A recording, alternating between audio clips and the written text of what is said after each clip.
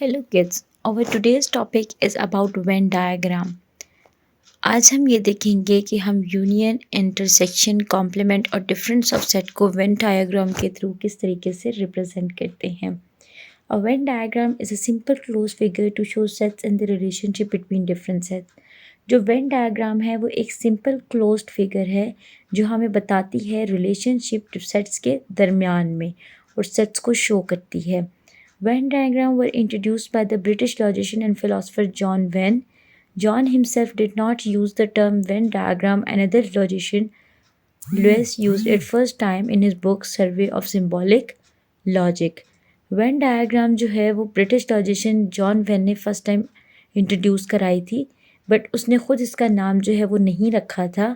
Louis ने अपनी book a survey of symbolic logic में फ़र्स्ट टाइम इसका नाम वेन डायग्राम यूज़ किया था. Representing sets through the Venn diagram.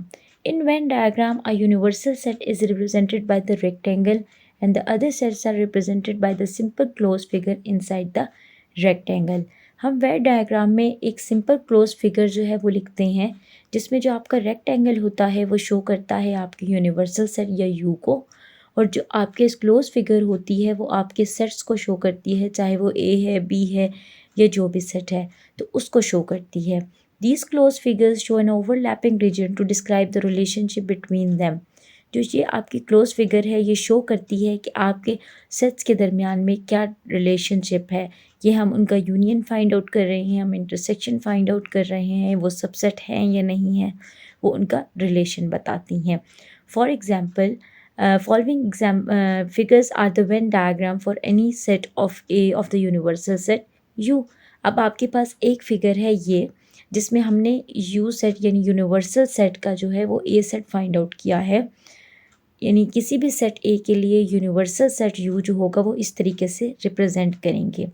दूसरा हमारे पास आता है disjoint set A and B, यानी वो सेट A और B जिनके दरमियान में कोई भी एलिमेंट जो है वो कॉमन ना हो. यानी अगर हमारे A सेट है तो उसके एलिमेंट 1 2 3 हो और B सेट है तो उसके एलिमेंट 5 6 7 हो, यानी कोई भी एलिमेंट कॉमन नहीं है तो वो डिसजॉइंट सेट होंगे. ओवरलैपिंग सेट को हम इस तरीके से शो करेंगे जब हम दो सेट्स के दरमियान में कोई ना कोई एलिमेंट जो है वो कॉमन होगा. जब कोई एलिमेंट कॉमन होगा तो वो ओवरलैप करेंगे और उसे हम इस तरह की कंडीशन में रिप्रेजेंट करेंगे. In Venn diagram, the shaded region is used to represent the result of operation. यानी अगर हम यूनियन अप्लाई कर रहे हैं, इंटरसेक्शन अप्लाई कर रहे हैं, डिफरेंस अप्लाई कर रहे हैं या कॉम्प्लीमेंट अप्लाई कर रहे हैं तो वो जो उसका रिज़ल्ट होगा वो हमें शेडेड पार्ट से शो होगा. अब हम ऑपरेशंस को परफॉर्म करेंगे वेन डायग्राम के through. First of all will find out about the union of sets. हम यूनियन ऑफ सेट्स को देखेंगे कि वेन डायग्राम के थ्रू से किस तरीके से हम रिप्रेजेंट करते हैं.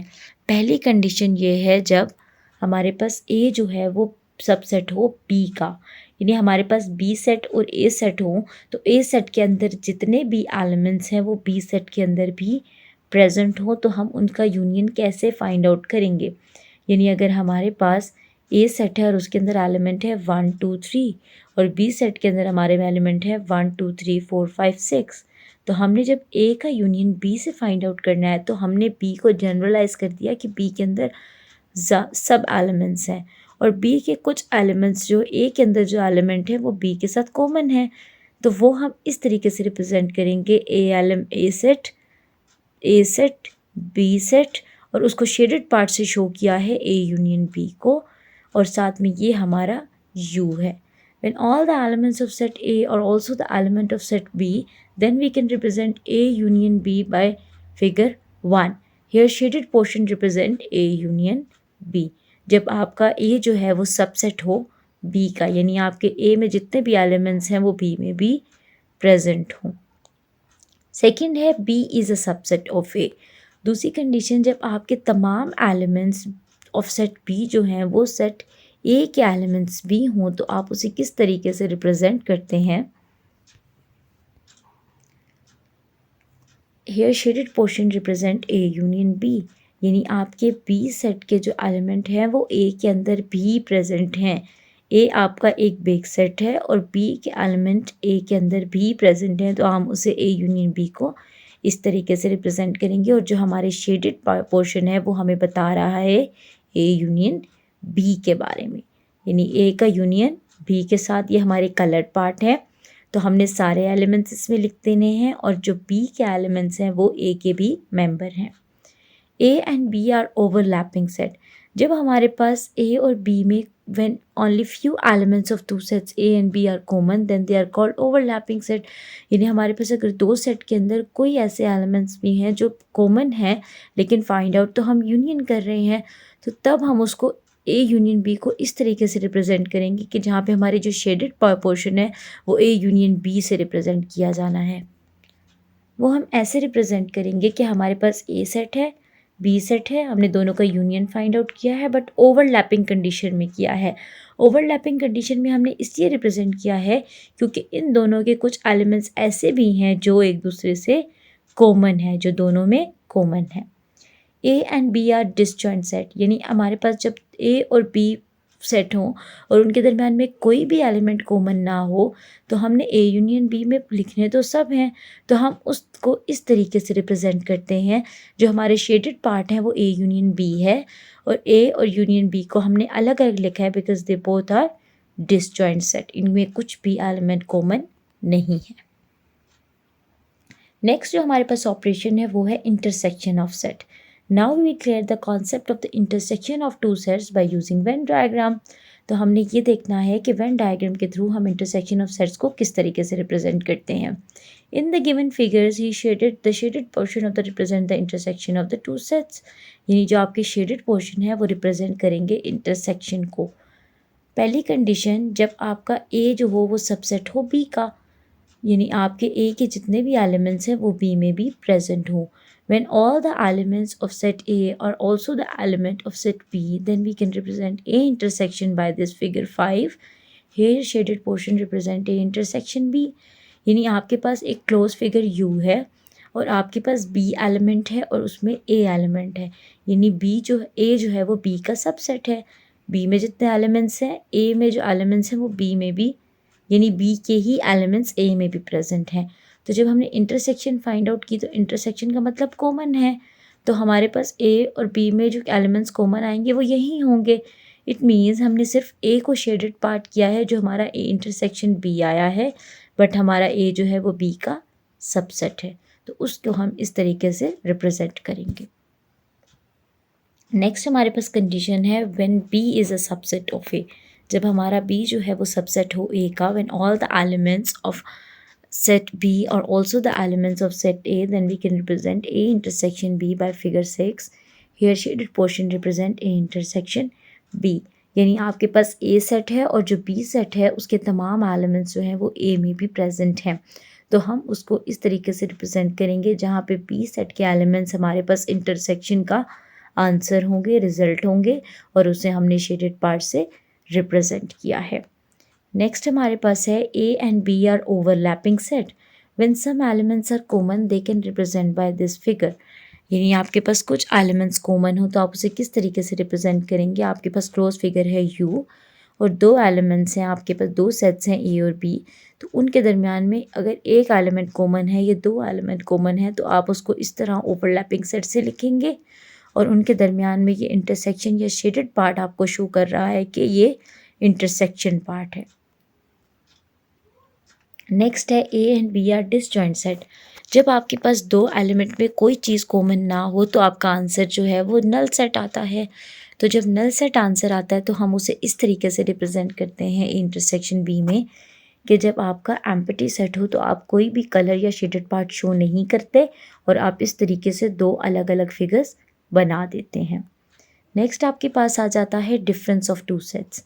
It is represented by the shaded portion. जब आपने दो पोर्शन या दो सेट्स का डिफरेंस फाइंड आउट करना है तो जब आपका A सेट जो है वो सबसेट हो B का, when all the elements of set A are also the elements of set B, then we can represent A minus B या A difference B by figure 9।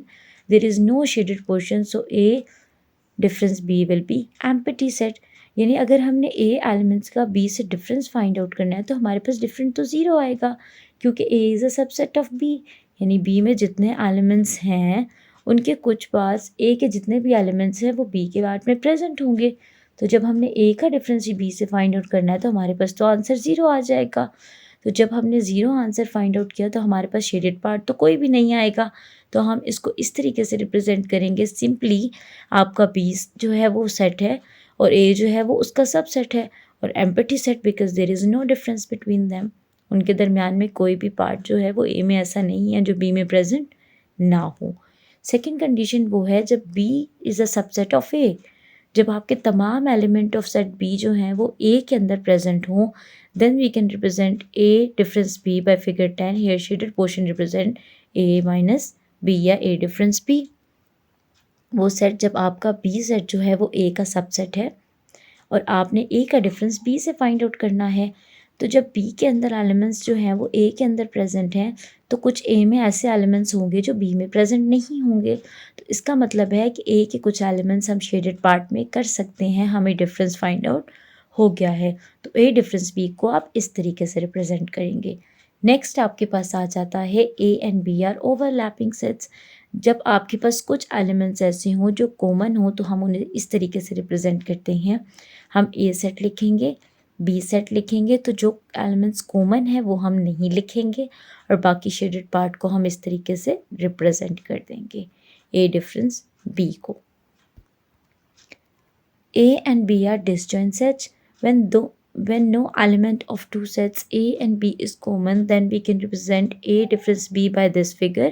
जैसे आपके पास A में जो एलिमेंट्स हो वो B में प्रेजेंट ना हो, तो आपके पास कोई भी ऐसा एलिमेंट नहीं है जो A में है और B में A और B में कॉमन है, यानी ऐसा कोई भी एलिमेंट नहीं है जो A में हो और B में B हो। तो ऐसे एलिमेंट्स को या ऐसी फिगर को आप इस तरीके से शो करेंगे। जब आपको डिफरेंस फाइंड आउट करना होगा तो आप ए में कलर या शेडेड पार्ट बता देंगे जो आपको बता देगा कि ए का बी से डिफरेंस क्या है। नेक्स्ट आपके पास आ जाता है complement of set. For complement of set A आप क्या लिखेंगे? कॉम्प्लीमेंट का मतलब होता है यू डिफरेंस ए, यानी वो तमाम एलिमेंट्स जो यू में प्रेजेंट हो और ए में ना प्रेजेंट हो। तो जब ए कॉम्प्लीमेंट आपने फाइंड आउट करना है तो आप ए सेट को एम्प्टी करेंगे और यू सेट को, यूनिवर्सल सेट को, ए कॉम्प्लीमेंट को कलर्ड या शेडेड पार्ट कर देंगे। तो U difference A will be equal to A complement, उसे आप इस तरीके से शो करेंगे। For the complement of B sets तो सेम चीज़ है कि आपका बी सेट एम्प्टी होगा और लास्ट में जो आपके यूनिवर्सल सेट का पोर्शन है या बी कॉम्प्लीमेंट का पोर्शन वो है शेडेड होगा और उसे आप इस तरीके से रिप्रेजेंट करेंगे। This is all for today's lesson. We will right back with another lesson.